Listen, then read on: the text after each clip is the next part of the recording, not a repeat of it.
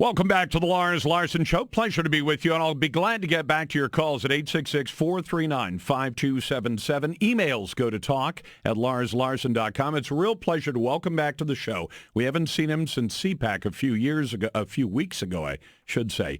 Staff Sergeant Brian Mast, now retired from the military and running for the United States Congress. It's good to have you back on, Staff Sergeant. How you doing, my friend? I'm doing very well, except that I look at what happened in Belgium, and I worry that it's going to happen here. I think that's a very realistic worry. And what should we be doing to prepare for that? Because clearly the authorities in Belgium were anticipating some kind of attack, and it came at two of the most obvious potential targets, a major subway station and the airport, and yet the bad guys, the terrorists, were able to carry it out, and they weren't able to be stopped. And I think, to some degree, we have to give security credit just to say it's very difficult to defeat a terrorist that's certainly intent on committing their act of terror. It's not an easy thing to do, even if you know it's coming, because it's a public place. There's so many entrances, so many places of egress to go in and out.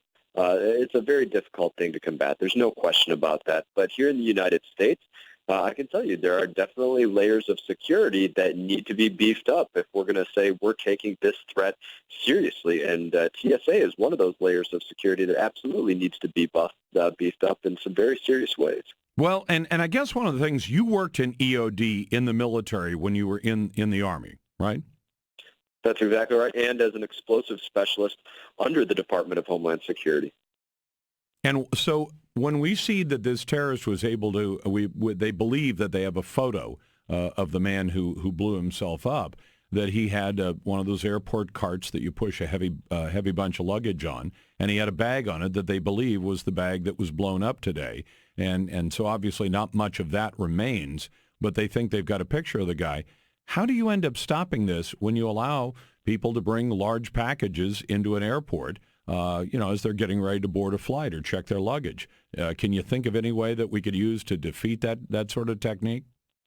Well, something you've seen in place in some airports around the world, it's not something that you're likely to see in place in the United States of America, is that the security checkpoints are essentially moved outside of the airport. You hit a checkpoint before you're ever allowed inside.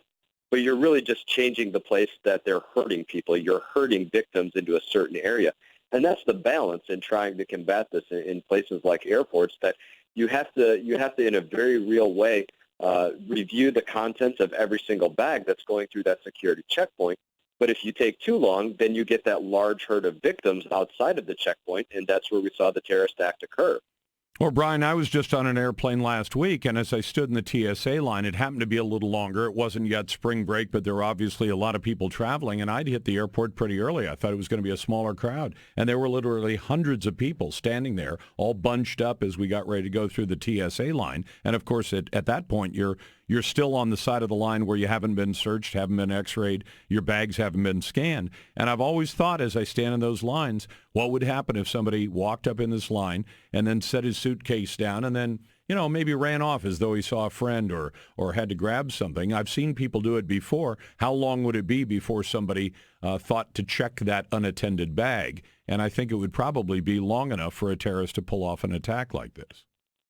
And that's where you have to have people in place that are security professionals. Here's what you see going on within TSA. The people that are working so often at the checkpoint, that is an entry-level position. But there are other positions that exist out there, what's known as behavioral detection officers or the canine officers that you see in place there.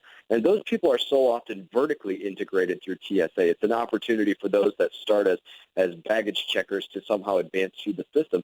But that's really a fault in the security system there, because what you have is a country that's been at war for the last 15 years, and we have people coming out of the military every day from places like psychological operations or that were canine handlers in the military that have very real experience in combating these type of terrorists. And these are not the people that are hired on to TSA to fulfill those jobs.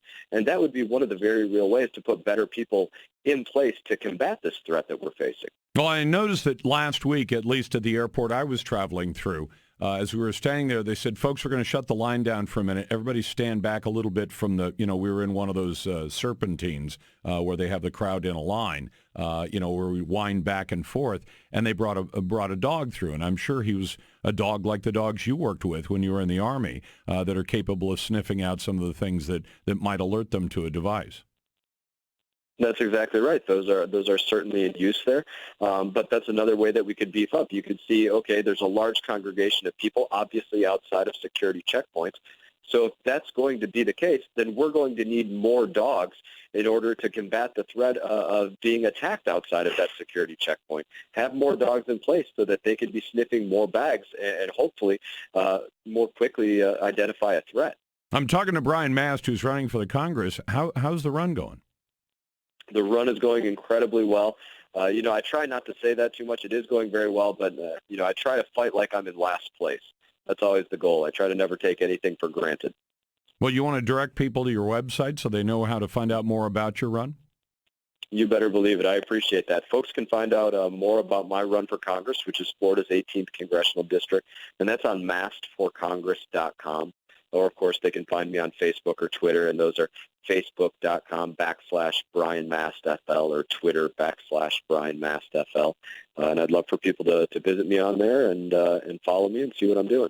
Staff Sergeant, you seem to get almost as much attention from the Israeli press as you do from the American press because you've gone over there and worked with the IDF. Do you think maybe we should learn a few things from the Israeli security? It's something that I point out often. Anybody that's gone through Ben Gurion Airport, they can look at the system of security in place there where that largely relies upon behavioral detection with how they implement security there in Israel. Speaking to every individual that's looking to get onto a flight, talking to them, asking them very pointed questions, and then watching the way they behave as they're answering these questions and finding out if they're telling the truth or not telling the truth. I've been on record as saying I think polygraph would be a very good thing that would be in place, not necessarily for aviation security, but for those looking to enter the United States of America on a more permanent basis.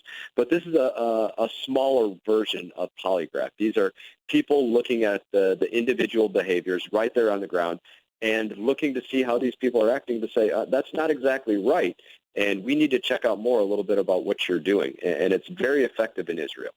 It's interesting. I've been through there myself, and one of the times in the last few years I went through with a female colleague, and we were walking along, and the security had stopped a young man outside the terminal, outside the building, almost out on the roadway out front, and he looked to be a young, jihadi age man, and he looked to be Muslim or Palestinian or whatever, as opposed to Israelis. You got to the point where you could kind of tell the difference apart, and the security folks had stopped him, and they were talking to him before he even walked into the building. And my colleague said, well, I'm glad I'm not him. And I said, well, I have a feeling they engage in what Americans would call profiling, but frankly, they've figured out that there's nothing wrong with profiling if you're, spending less time on the 80-year-old grandmas and a whole lot more time on the young men of jihadi age, although now some of the suicide bombing groups have been using women and other people as well.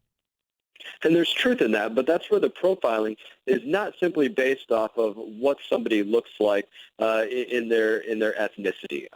The profiling so much more goes on. Is somebody sweating for a reason that they shouldn't be? Do they look like they're in a real big hurry, even though they maybe shouldn't be? We know everybody's in a hurry at the airport. Do they have large, bulky winter clothes on in a summertime atmosphere? There's very specific things that you can look at somebody's behavior and say, there's something about that that's not right. And those would be the people that you'd want to stop, make contact with before they ever enter that area inside of the airport where so many people are hurted. Now, this doesn't go on to what we've seen in the threat here today. We also saw a suicide vest that didn't go off. Yep. But one of the other things that is such a real threat in aviation security, because you have all of these drop-off areas, is a vehicle bomb. Staff Sergeant, thank you very much. Brian Mast, running for Congress in Florida. Staff Sergeant, thanks very much for your time.